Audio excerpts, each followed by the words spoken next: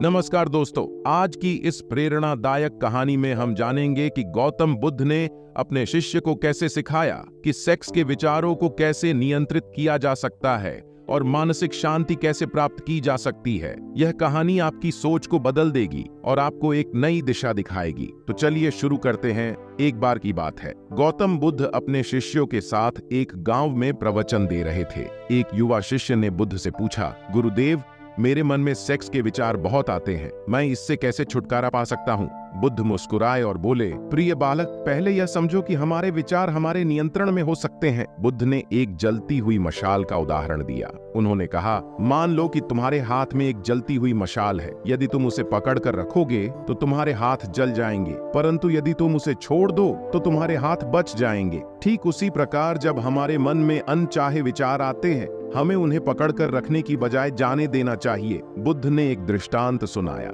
एक बार एक साधु ने जंगल में ध्यान करना शुरू किया, लेकिन ध्यान करते समय उसके मन में अशांत विचार आते रहे। उसने सोचा कि शायद वह सही से ध्यान नहीं कर रहा है, इसलिए वह बुद्ध के पास गया और अपनी समस्या बताई। बुद्ध ने कहा, तुम्हारा मन एक बंदर के समान है जो लगातार इधर उधर कूदता रहता है। इसे नियंत्रित करने के लिए तुम्हें अपनी सांसों पर ध्यान केंद्रित करना होगा। जब भी तुम्हारे मन में कोई विचार आए, उसे देखो और फिर अपनी सांसों पर लौट आओ। धीरे धीरे तुम्हारा मन शांत हो जाएगा। साधु ने बुद्ध की यह बात मानी और वापस जाकर ध्यान किया। उसने पाया कि वास्तव में जब वह अपनी सांसों पर ध्यान केंद्रित करता है तो उसके विचार धीरे धीरे कम हो जाते हैं और मन शांत हो जाता है। इस प्रकार गौतम बुद्ध ने सिखाया कि हमारे मन के विचारों को नियंत्रित करना मुश्किल हो सकता है, लेकिन ध्यान और आत्मनियंत्रण से हम उन्हें शांत कर सकते हैं। दोस्तों, इस कहानी से हमें यह सीख मिलती है